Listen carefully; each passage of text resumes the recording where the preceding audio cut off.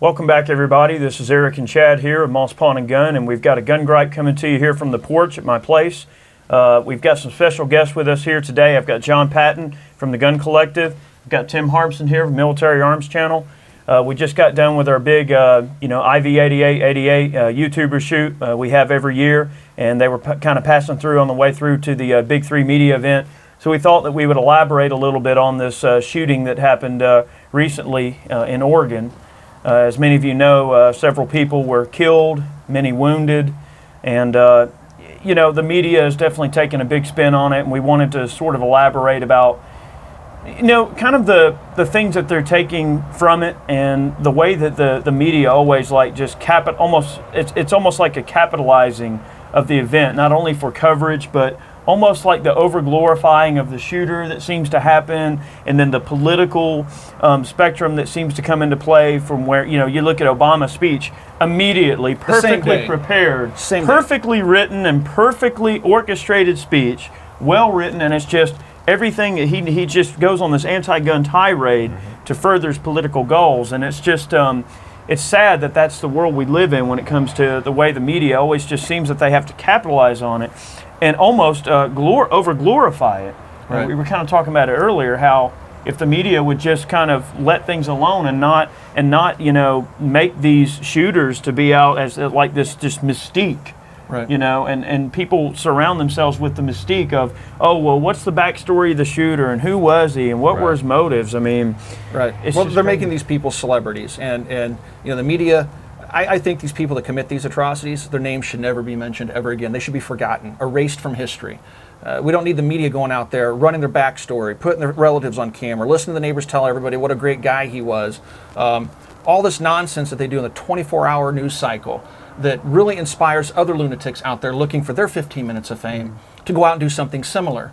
This clown went and researched the Columbine shootings, right? So we remember what happened with that. We had everybody from Michael Moore making Bowling for Columbine movies, and we had the media running for months and months and months talking about these two clowns that shot that place up. And I'm not going to mention their names. They're household names, though. Everybody watched this video can name the two shooters at Columbine. Those names should be forgotten. And so we have the media that's doing that. We have the politicians that immediately politicize it. I mean, Obama went on camera the same day and made this emotional speech about we need to ban guns. Oh, Hillary was already on her tirade as well. It's never ending. They will never let a tragedy go to waste. Well, that's what Rahm Emanuel said. Right. Yeah.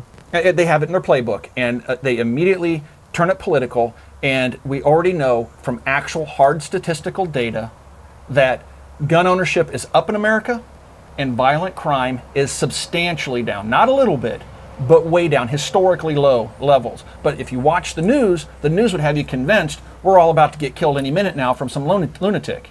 Yep. And I agree. And the big part about it, what really, kind of grinds my gears with it, is the fact that it's a matter of human rights to me. Self-defense is a fundamental human right. It doesn't matter where you live, what country you live in. But of all the countries in the world where someone should be worried about being able to defend themselves, it should definitely not be the United States of America. Right. All right. Certainly not. Or a college campus. It was a gun-free zone, and it's known that these people seek out these gun-free zones to commit their acts. Well, of course they do. I mean, you think about it, all right, the government, they protect courts, they protect jails, they protect other places of interest with people with guns. Right. Why not allow our schools to be protected with people with guns? I mean, if you're in trouble, most people without a gun are going to call someone with a gun, and that's just the old adage. What would have happened if Mr. Mintz would have had a handgun? Tides could have been turned. It would have been different. It would have been stopped at the door of that classroom. And I'll tell you, before we get too far on that, guys, there's a GoFundMe campaign right out there for Mr. Mintz. In case you guys don't know, he's a former military veteran, unarmed, tried to do everything he could to stop the shooter from gaining entry into one of the classrooms, and was shot how many times? Three or so. Well, three or so at first, and then after he was down on the ground, I think he shot him multiple times. He was shot several times, and he survived. And there's a GoFundMe campaign right now to help him out with medical expenses and everything like that. And guys, the last time I checked, it was up to a pretty good bid. I think almost a $500,000. But don't let that stop you from going and donating something. to his fund, because we need to get this hero back up on his feet. Right. And he certainly did the right thing to try and stop this madman. Right. You know? Instead of cowering in corners, stand up, and that's exactly what he did by himself, and he paid a heavy price for it. Thank God the man is still alive. We need to support people that are willing to do things like that. Well, I tell you, most veterans, and I'll tell you, we're not going to die on our knees. I would rather die unarmed on my feet, inside of my boots, in that situation. So I've got a lot of respect for that man to have the balls to stand up to that guy. Anybody that can stand up to an unarmed or an armed person, it really takes a lot of courage. I mean, this is somewhat off track. I don't want to get far off track, but there was a shooting. I was thinking it was like down in Colombia or somewhere outside of a church, and this homeless man, this guy had this lady held hostage, and this homeless man just went up there and tussled him away long enough for her to get away, and he was shot right in the chest, point blank range, died. But the courage it took and the selflessness that it took to do that, and when you're in that situation, you have to know that you're probably going to die.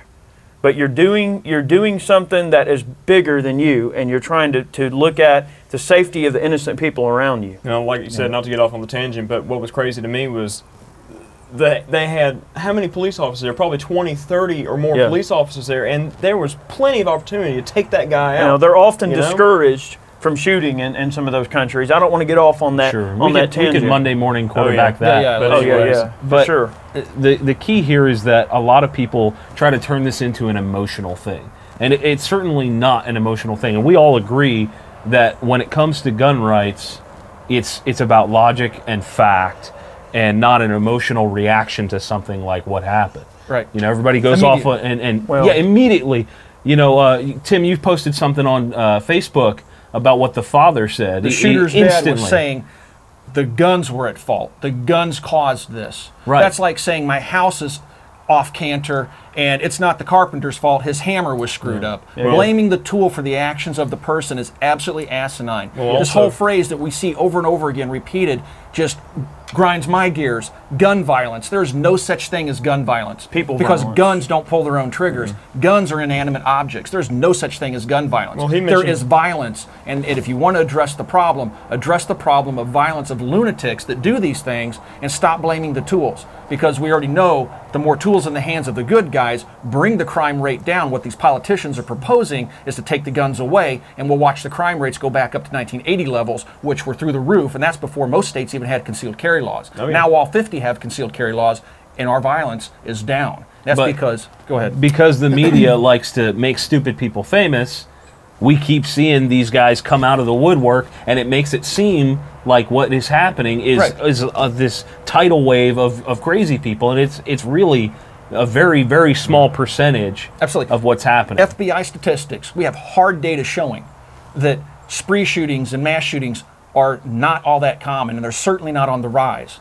But if you just watch the media, they would have you believing that if you walk out here right now, you're going to get killed by you're going to get killed by a nutbag with a gun. They have people convinced. People are convinced that is what happens. That one of us is just going to go off on some crazy thing, and we're all good people. It's what I like to call the Chicken Little complex. The sky is falling, the sky is falling. The media wants it to be the Chicken Little complex. They want everyone to think that when they go outside, the sky is falling, fire and brimstone, there's bullets flying by your face everywhere. But it's just simply not the case. I mean, and I want to backpedal just a little bit to your statement you made about an emotional response versus a logical response. I can certainly see, not to be the devil's advocate a little bit, I can certainly see where the families of the people, the victims, I mean, I can feel for them. I understand that they're going through a very hard time right now, and I hope that they find some peace somewhere from all of this. And I hope that if you're watching this video, if you're maybe one of the family members of one of the victims, I mean, it's one of those things where you don't have to seek validation from some media outlet or some politician. All you have to do is kind of know in your heart, like, what you're going to do to protect your life. I mean, it's all about human rights to me. I mean, if everyone has a right to defend themselves, and if the bad guys have guns, well, damn it, I want guns too. If that campus hadn't been a gun-free zone, and if any one of the four of us had been in that room with our concealed carry handguns, I can guarantee you there would have been a different outcome. It would have stopped it a lot sooner. Now, you're not ever going to be able to stop some senseless act of violence right at the source very, very quickly. Sometimes there's always going to be a sucker punch involved. A person might get shot. Right. The statistics of handgun battles are a very, very broad and maybe not in the light of this conversation, but interesting conversation in its own light. That handgun battles, the movies make it out like it's one of these things where when two people get in a handgun fight, they're ducking behind barrels and cars and they're reloading magazines and they're sliding around and doing all this fancy looking stuff. It's not the Matrix. It's not the Matrix, guys. I mean, when bullets start flying, the human body, the human condition takes on some very unique things, and you get this tunnel vision. Your perception of time slows down. Your heart rate increases. Your body starts releasing a bunch of endorphins, and you get this rush of energy, strength, perception. When the human body is subjected to severe danger, you almost take on this seemingly superhuman power. It's crazy, and people that don't understand it, what people go through in those times of near death. You've got to be prepared to protect your life. And had that campus been equipped with some concealed carry permit holders, or even some teachers that were armed. Yeah.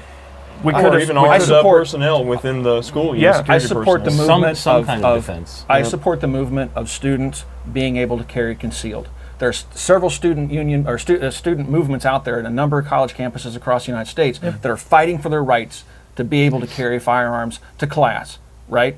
And of course, the media and the politicians want to stop that. But if Mr. Mintz would have had a firearm, I still, to this day, I believe wholeheartedly that the outcome would have been different. Would the shooter have still killed somebody? Possibly. But they would have got him quick. But it would have been a different outcome. It would have been more positive. And if Mr. Mintz would have shot somebody, and you let all of these bleeding hearts go after him as, oh, well, he wasn't supposed to be carrying a gun in school. Say it turned out to be this thing. We would still have a GoFundMe campaign, and we would still be collecting money for his legal defense. That's not the defense of his life because he got, shot by some asshole. Well, look, going back to what you said earlier about the father's interview and whatnot, his philosophy on the entire ordeal was don't buy guns. That's his philosophy. Don't buy guns. Don't buy guns. You shouldn't buy guns. All right. So, and he wasn't even sure how his son got a hold of 13 guns in his arsenal. Right. I mean, it's 13 guns in arsenal now. 13 guns. So we're in trouble. But anyways, I mean, he has no idea. Thank God for my boating accident last week. He has no idea how he got a hold of all these guns. I mean, okay, well, did you see any signs of mental I'll guarantee illness? You, I mean, he ignored signs. Here, the father is blaming inanimate objects, but I'll guarantee you, if you want to call anything into question, let's call his parenting skills into question, because he raised that sociopath, murderous SOB, and he had to see the signs. Oh yeah. Right? I mean, who doesn't? If you're involved with your children's life to a certain extent, you will see signs. He's probably off sucking on a beer, couldn't care less, one of those absent parents. And these killers don't evolve in a vacuum. Well, people love to ignore things like that because they're in denial. Oh no, my kid's not crazy. My kid. It's just like the kids that do horrible things in the ghettos. And he was a nice boy. He didn't hurt nobody. He just he's a gang member and he's robbing people and all. All he did was kill a cop. Right. Somebody actually said that. All he did was what? What did he do wrong? He killed another human being. It's a cultural issue. It is a cultural issue, and the big way to look at it is, guys, it's not about religion. It's not about race. It has nothing to do with any of that. And anybody that ever, makes an argument based on that is ignorant. Okay. The bottom line is the people that we are and the people that we have become has to do with how we're raised, how we're brought up, and the people and the men that we're brought up around growing up. And from a cultural aspect, the issue is there's no love in the household. Some families have no love in the household. There's no male figure in the household to put the hammer down on these kids and make them do right. And now I'm not saying that I have anything against being raised by a woman, because I was raised by a woman. I did not have a dad around. Never. Okay? But she did the best she could. But the thing is, it is a cultural thing. And, luckily I had some hard grandparents that were very hard on me. And, when I got to be a little turd, They kept me in check, and I'm talking. that whip, yeah. I mean, my granny would take a dogwood branch off of a tree, and if I brought her one that was too tiny, she'd bring me a bigger one, and she'd whap the crap out of me. She'd hit me with coat hangers. I mean, I love my granny to death, and I have no hurt against her at all for that, because it made me a better person. Well, basically nowadays, just There's a no simple lack of parenting. discipline. There's no love and no discipline in the household, and it causes these kids to just go, well, I'm just going to do what I want. And then there's this sense of entitlement. And when there becomes the entitlement, then it's, oh, well, I'm just going to take what I want, when I want, for any reason, for no other reason than my own selfish endeavors. In today's society, Granny be called into CPS, Child Protective Services. Well, she just stand in front of a judge. You let anybody give my granny a hard time, and I'd stand behind her 100%. Well, not only parents, to but have I mean, discipline. teachers nowadays. I mean, the teachers are afraid for their jobs because they can't even touch 'em, can't whip discipline. 'em, Yeah, can't you can't spank do 'em. anything in the classroom. You can't even hardly open your mouth in the classroom anymore without being legally reprimanded. If you have a for it. kid misbehaving in the classroom, I know this firsthand. If they have a child misbehaving in the classroom, they'll evacuate the classroom. Wow. When I was a kid, you went to the principal's Yeah, office. you got out. You bend over and grab your ankle. This is a little bit on a tangent. I don't want to go too far on this, but I will talk about discipline in schools. When I was in elementary school, there was this. I'm not going to say her name. I know her first and last name by heart. Okay, but there was this crazy assistant principal that when you got in trouble, you would go up to the and this, we're talking elementary school and back in the 80s or whatever. So you'd go up in her office and she would basically paddle the crap out of you, depending on what you did wrong. Hey, same here. So the weird thing though is that this lady was like one of those kind of people, wore like this creepy like powdery makeup, had like this like blue Bouvier like looking beehive hair, like like a cartoon she was character. right. Zombie Look, I'm traumatized. I'm standing in front of this camera right now, and I am traumatized. This woman traumatized me. She had a collection of paddles. All right, and there was like paddles on the wall, and some of them had like holes drilled through them to make them more aerodynamic, so she can swing them faster. Plexiglass. And one of them had like a little plaque on it. It was like most paddled ass award or something. And then there was one with your name on it. She had a rack of paddles that she had collected for, I guess like people gave them to her like a badge of honor. But that mentality can almost sort of coincide in a way with the context of this video, is that the authority aspect. Yeah. I've come to have a difficulty with authority, because it's like, some woman's just going to paddle the crap out of me in the office. It's like, how can you not want to misbehave? It made me want to misbehave more, because You're a rebel. yeah. I mean, I can't help it, but it's slightly out of the context of this video. But I just thought that was a funny story. One of the things we didn't really touch on too much is that we collectively, as gun owners, as responsible gun owners, are being blamed for the actions of another human being. That is the only time that happens. People don't get blamed for drunk driving accidents. We just had a drunk driving accident out here right now. We're going to ban the car. Right. We had a drunk driving accident out here last night. Yes. Right. And not us. No, none of us. None of us. We're Somebody hit one of our not, vehicles. we're allowed to drive again today, regardless of a crazy person that was drunk. But do you take the car somehow, out of the equation? Do we take, can't have drunk drivers, so let's get rid of all the cars. somehow when it involves guns, that's a logical. different story, and everybody is being punished for that. Well, I mean, I'm sure that you can find statistically that more people are killed by drunk drivers every year than they are by firearms. It doesn't take hard to find that evidence. I mean, that's FBI. We know, not to mention that, but people getting all like doped up and just hurting each other in general, like, Right. and it could be anything, not even firearms, but baseball bats and knives, and just beating. People get all doped up on all these crazy new drugs, and they beat people to a pulp. Well, Tim mentioned something earlier that I found pretty interesting, and after the shooting took place, there was very little coverage about the name. The name wasn't released for quite some time, and there was very little information about the shooter himself. And then also if you go and look online and you try to find photos or anything like that after it was released, it's like nothing. So I mean, are there powers that be out there combing all of that and trying to pull all that in to try to hide maybe his true nature or true identity or something like that? So it's not maybe a cultural or religious thing. Maybe they're getting some sense in the media. I don't know. I mean, I don't know. I mean, I've heard a lot of people say, make these people, erase them from history. Just get rid of them. Oh, yeah, don't sure. glorify them. Don't give them their 15 minutes of fame. Just erase them. Well, I mean, what about all the reports that are saying that this guy was basically going around and going, "Are you a Christian?" Boom, right in the head. Right. Oh, you're not a Christian. All right, in the leg. I mean, But who knows what the was it motive religious? actually- Yeah, Who knows was- what the, was who the knows what the religion real or what? motive was? Right. You know. I mean, did he see something on TV? Did he see all this ISIS crap going on and say, maybe I'll try some of that, or maybe Right. he's just dipping his foot in a lot of different, We don't know. Pure things. I mean, who speculation knows, at this you point, know? yeah. But And of course, it's at this point completely irrelevant. You know, it's just it's a tragic thing. Point You is, know- stop blaming guns for what people do. start Yeah. protecting our institutions where we need to. You know, the places that these people target are, like Tim said, gun-free zones. Right. Every single time it's a gun-free The zone. very simple, logical thing to do is to protect these places with people with firearms. Or allow them to protect themselves. I mean, Jesus, For God's you know? sake.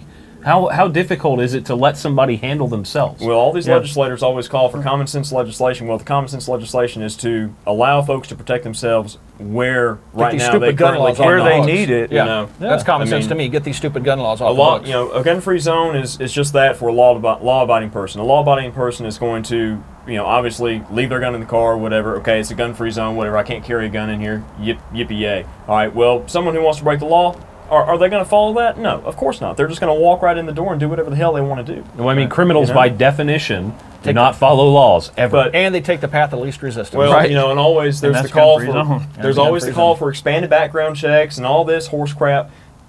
I mean, it's all right. It's been proven that, like most people say, all right, most criminals that are incarcerated, where do they get their guns from? Well, they're not walking into a gun shop. They're not walking into Moss Pawn and buying it. No, they're getting it from a relative, their spouse, their girlfriend, whatever. They're stealing them. I mean, they're going to find something to do the damage that they want to do, regardless of what it is. But take a look at the cultures like in China. The exact same day that they had Sandy Hook, I believe it was, there was a mass stabbing in a school in Wasn't it China. 33 people or 33 something? people, 33 children stabbed or sliced and diced, but nobody talked about that.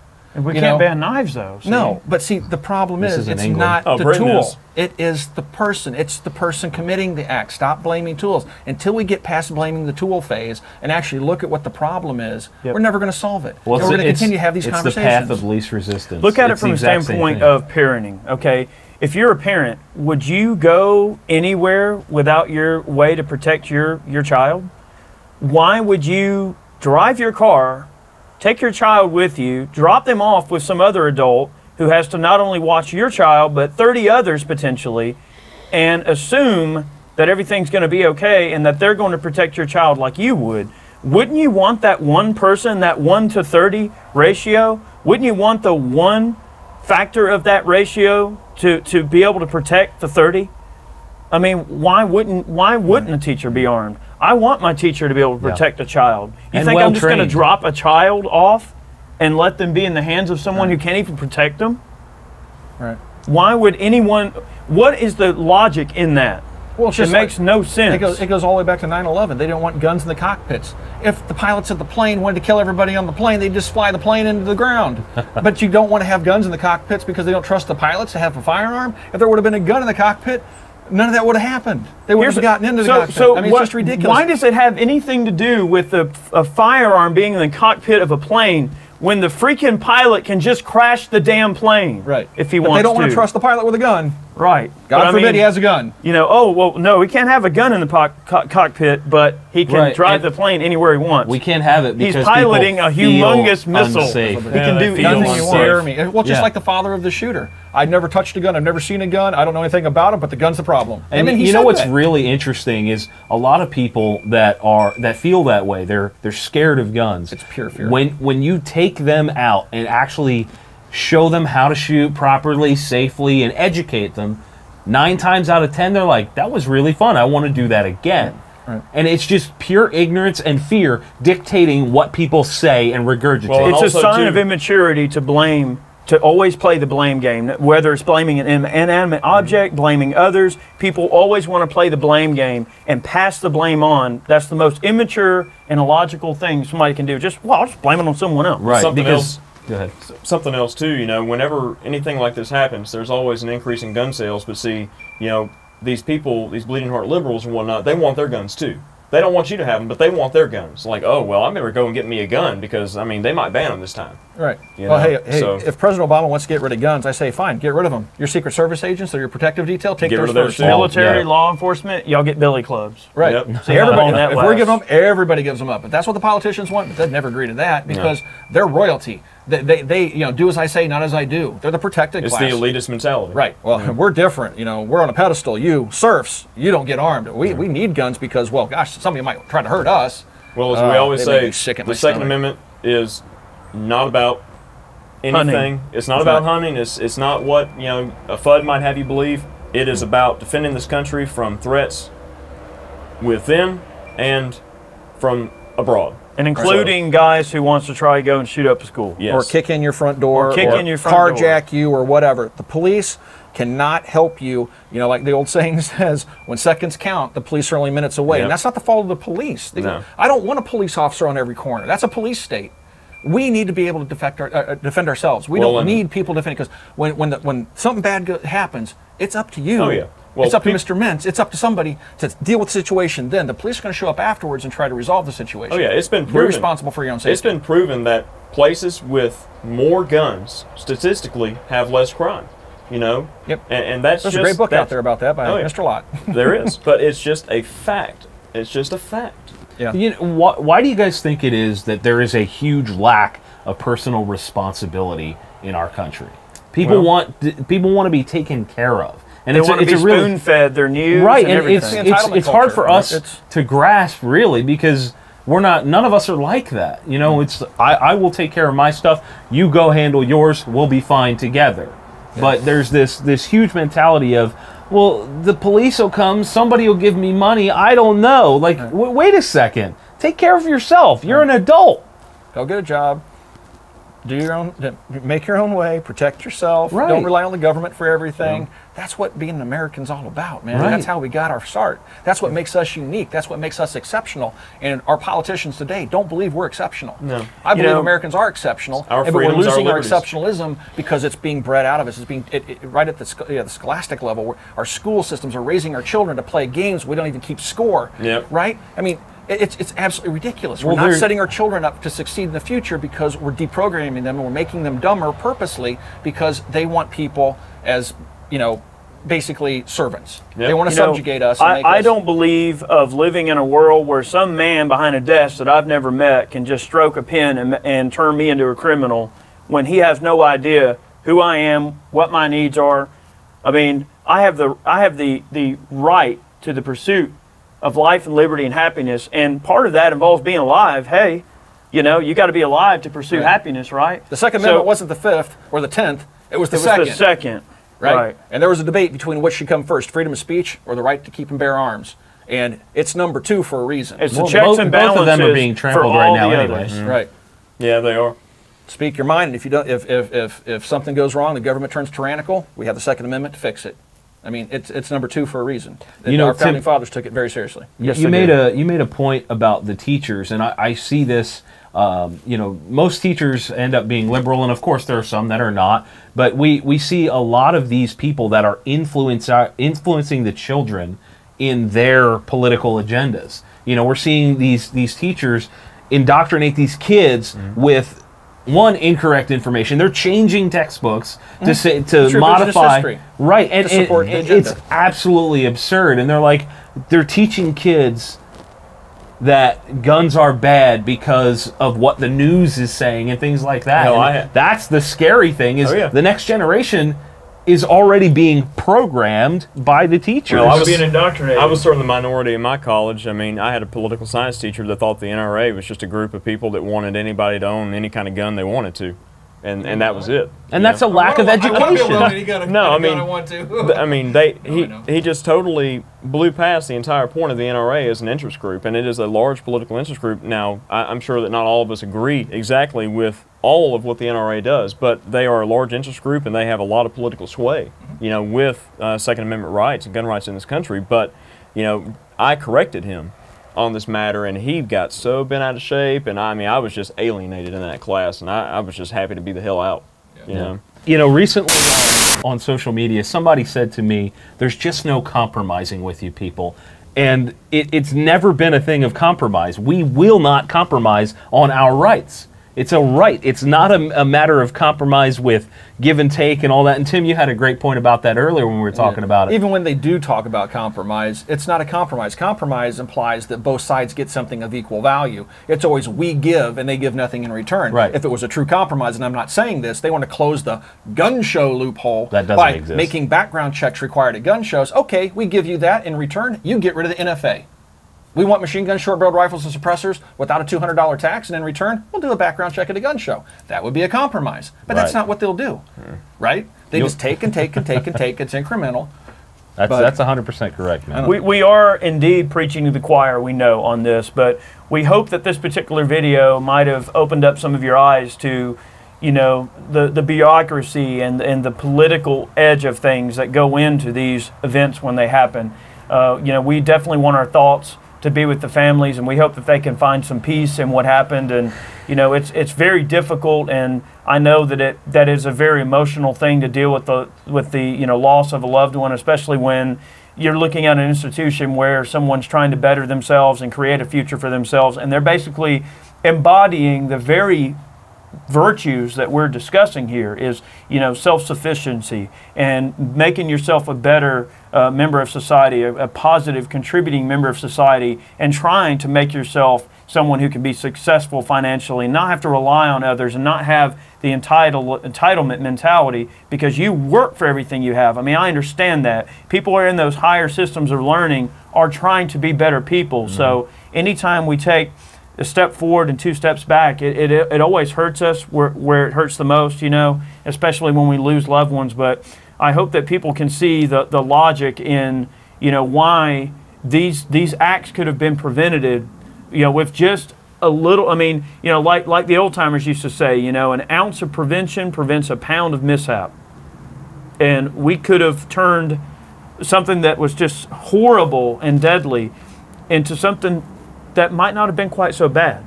And I definitely want to commend Mr. Mintz for his bravery and his sacrifice. Sir. Absolutely. So if you guys haven't, if you've watched the video this far, make sure you check out the GoFundMe link down in the description box below. And if you can help Mr. Mintz, that would be wonderful. I'm going to be making a donation. Absolutely. For sure. Hopefully a considerably large donation, because it takes a lot of courage to stand up to someone that you know has an advantage over you. Mm-hmm. And it takes a lot of, you know, it's a selfless stand up act. for others. Exactly. Absolutely. So when he had children at home himself that he needed to go home to. And he might have knew that. He might have knew that, knowing that, you know, it takes a lot of courage to do something like that. Yeah, the story that I read, he was on the ground and he told the shooter that it's his son's birthday. Yeah, it's his son's birthday. He's 6 and no mercy. You know? Shot him again. You know, there he is. I mean, Anyway. Well, guys, we appreciate you watching today's video. We hope that it was thought-provoking. We certainly weren't trying to, you know, go off on any wrong tangents and trying to make anybody angry, but we hope that we invoke some thought. Maybe you'll do a little thinking about this subject and a little bit of, you know, searching in here about what it means to be American. And because, you know, these shootings always make us think about that and make us cherish what it means to be American and make us rethink that. So I hope you'll do that. And Tim, thanks for joining us on Gun Gripes. John, thanks for coming out. Thanks for having me, we've got many more videos on the way, many more gun reviews, gear reviews, all kind of stuff, more 5 guns, facts, Gun Gripes. We're very multifaceted gun channel. We got a whole lot going on. And make sure you check out both of their channels, Military Arms channel, Sturmgewehr, excellent channel, and then the Gun Collective with John, great news. So thanks for watching. We'll catch you next time.